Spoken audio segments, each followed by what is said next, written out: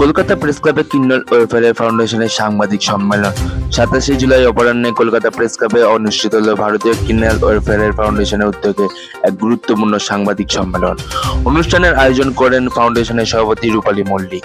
সম্মেলনে ট্রান্সজেন্ডারদের অপরাহ্নের সম্মানের অধিকার, সামাজিক মর্যাদা, শিক্ষা, কর্মস্থান এবং মূলধারার সমান সুযোগ নিশ্চিত করার বিষয়ে বিস্তারিত আলোচনা হয়। অনুষ্ঠানের অন্যতম বক্তা ছিলেন অ্যাসোসিয়েশন অফ ট্রান্সজেন্ডার কমিউনিটির অন্যতম প্রধান রঞ্জিতা সিনহা। তিনি ট্রান্সজেন্ডারের সমাজের বর্তমান পরিস্থিতি তুলে ধরা সকলের সম্মিলিত প্রতিষ্ঠায় বৈষম্য দূর করা আহ্বান জানান। যেখানে কিন্নর কিংবা ট্রান্সজেন্ডার উপত্যকামী শুধু তারাই নয়, সমাজের পিছিয়ে পড়া সকল মানুষের হয়ে কাজ করাই সংগঠন। পিছিয়ে পড়া সকল মানুষের হয়ে কাজ করাই সংগঠন। কিন্তু বিশেষ করে বিহন্নলা বা ট্রান্সজেন্ডার মা বোনেদের কথা বলার কারণ হলো এরা শিক্ষার আলো থেকে পিছিয়ে বা সমাজের মূল স্রোতের বাইরে। এর জন্য এতদিন ধরে নিজেদের মানুষের হাতে অপমান, লাঞ্ছিত, মারধর খেতে হচ্ছে। প্রশাসনের এবং রূপালীদির সাথে যুক্ত হওয়ার কারণ ছিল এই যে একটা কথা ছিল যে ব্রিটিশ যখন আমাদের এই দেশ ছাড়লো তখন এই ডিভাইড অ্যান্ড রুল পলিসি করেছিল। যাওয়ার সময় যেটা করে গেল, হিন্দু, মুসলিম, শিখ, ইসাই যারা একটা পরিবার ছিল হিন্দুত্বর মধ্যে, এই জন্যই সবসময় বলা হতো হিন্দি হ্যায় হাম বতন হ্যায় হিন্দুস্তান হামারা। কিন্তু যাওয়ার সময় যেটা করলো, শুধু দেশ ভাগ করলো তা নয়, আমাদেরকে ভাগ করে দিয়ে গেল। এবং এই ভাগের ফল হলো কি, আজকে যখন ভাগ হয়েই গেল আমরা দেখছি দিনের পর দিন মানে আমরা এনএসসি নিয়ে এটা কি এই দেখুন কেয়া এমন ভাবে বাড়িতে তুলে নিয়ে এসে লাতপুর থেকে টর্চার করেছে, মানে মরা অবস্থা, মরেনি, তাকে জ্যান্ত পুড়িয়ে দিয়ে ফেলা হয়েছে। এই যে সুইটি হিজড়ে বাংলাদেশি নোলক, বাংলাদেশি আবু, এই যে কেয়াকে মার্ডার করে ফেলা দেওয়া হয়েছে লাতপুরে, জ্যান্ত পুড়িয়ে মারা হয়েছে। এই যে ফেক তার I card Iqbal Hossain, fake এ কিন্তু কোনো হিজড়ে নয়, পুরুষ, কিন্তু পুরো হিজড়িটাকে চালাচ্ছে, পুরো র্যাকেট চালাচ্ছে। এই দেখুন এই যে ইকবাল উইক লাগিয়ে রেখেছে। এই দেখুন আমাদের ভারতীয় বাচ্চাদের কাছে কেমন টাকা মানে চাওয়া হয়, নিয়ে বাংলাদেশে ফান্ডিং করছে। দেখুন কত টাকা এই যে ডিল করছে, না দিতে, যারা দিচ্ছে ভালো, না দিলেই ব্যাস শেষ। এই যে এ যখন ওই যে ওকে পুড়িয়ে মেরেছিল তখন জেলেও গিয়েছিল, লাতপুর থানা থেকে জেলেও গিয়েছিল, সিবিআই ওই সিআইডি কেসও চলছে। এই যে ইকবাল হোসেন, এ কোনো হিজড়ে নয়, এগুলো কিন্তু এখনকার ছবি, বিক লাগিয়েছে সামনে এখন।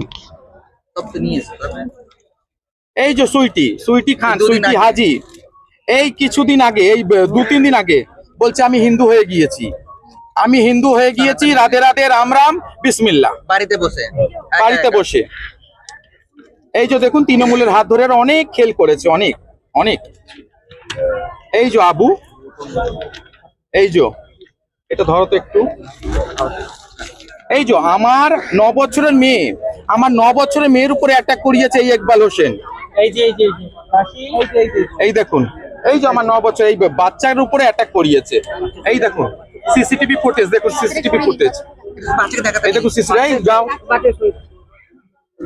ধর, এই যে সুমনা ধর, একেও মার্ডার করে ফেলা হয়েছে। আমাদের মতন আন্দোলন করেছিল বাংলাদেশি হিজড়েদের হাটাও, একেও মার্ডার করে ফেলা হয়েছে। সুমনা ধর মল্লিক ভারতীয় কিন্নর ওয়েলফেয়ার ফাউন্ডেশনের কর্ণধর।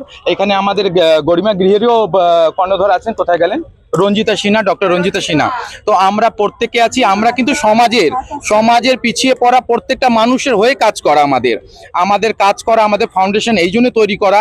আমাদের ওপরে বহুদিন ধরে এই বাংলাদেশি অনুপ্রবেশকারী সবকিছুতে বাংলাদেশি আসবে। আমার কিন্তু প্রথম আন্দোলনটাই বাংলাদেশি হিজড়ে তারাও, তো এরা এসে এত টর্চার আমাদের ইন্ডিয়ান বাচ্চাদের ওপরে করছে ধারণার বাইরে, কিডন্যাপিং করছে, মার্ডার করছে, তোলাবাজি করছে, এবং ফোন করে হুমকি মার্ডারের, এবং টাকা চাইছে।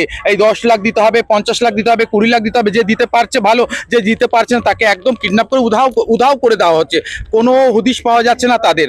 তো এই সব বন্ধ করার জন্য আমাদের এই আন্দোলন। অনুপ্রবেশকারীদের ধরা এবং চিহ্নিত করা, এটা খুব ভালো জিনিস। এখান থেকে যেটা আমরা জানতে পারলাম বা যেটা আমি জেনেছি, যে এই বাংলাদেশি অনুপ্রবেশকারীরাই ভারতীয় হয়ে এই পশ্চিমবাংলায় বিভিন্ন জায়গায় ছড়িয়ে আছে এবং প্র্যাকটিক্যালি ওরা এক্সটর্শন করে। সেই এক্সটর্শনের বিরুদ্ধে আজকে এই কনফারেন্সটা আজকে, এবং এটা যেভাবে এই করে সেটার জন্য আমি ওনাদের মঞ্চে থেকে ওনাদের কর্তৃপক্ষদের সঙ্গে কথা বললাম যে আপনারা যদি পুলিশে কমপ্লেন করেন সেটা করুন, লালবাজারে গিয়ে কমপ্লেন করুন, প্রয়োজন হলে আপনারা সিবি সাহেবের সঙ্গে দেখা করুন, করে বলুন যে এরকম একটা হচ্ছে।